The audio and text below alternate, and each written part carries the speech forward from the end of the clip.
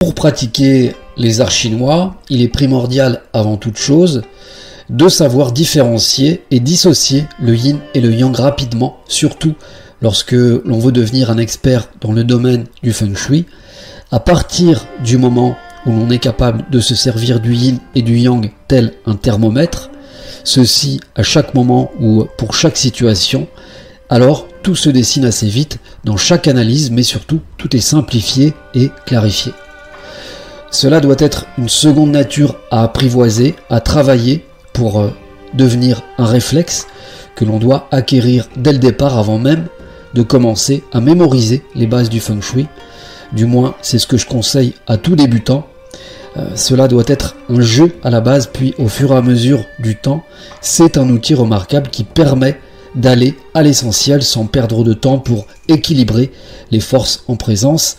Naturellement, cela se fait avec le temps et l'expérience. C'est ensuite qu'on devine rapidement les tendances ou les changements à venir avant même qu'ils se produisent, bien souvent à l'image d'une goutte d'eau qui fait déborder le vase en termes d'équilibre. Là encore, tout se tient, il n'y a pas de feu sans fumée. Dès lors que cela devient une seconde nature en soi et que l'on sait différencier et repérer le yin et le yang dans toute chose, alors au-delà d'être informé par une source importante d'informations en temps réel, on peut également anticiper à l'avance et solutionner parfois une multitude de problèmes par son contraire, à l'image d'un équilibriste sur une corde dans le vide, dès lors qu'on ressent intensément toutes les vibrations et tous les déséquilibres possibles dès le moindre geste brusque ou faux mouvement. La transformation peut avoir lieu et participer à la réalisation de ce que l'on croyait et que l'on voyait jusqu'à maintenant comme inaccessible, voire carrément impossible.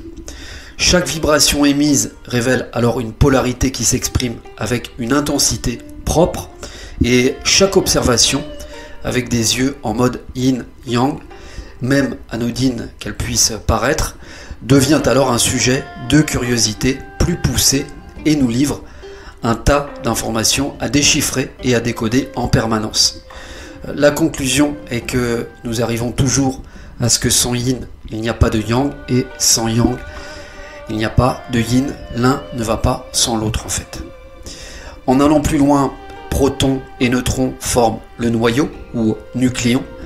et donnent lieu à un atome qui donne la vie, qu'il soit yin ou yang, là encore peu importe, puisqu'ils sont complémentaires, ils font partie de nous et de tout ce qui nous entoure.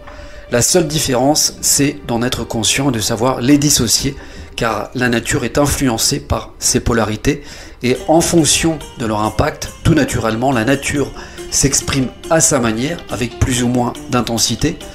Les saisons en sont l'exemple parfait, autant au niveau des polarités que des rythmes et des cycles qui s'enchaînent,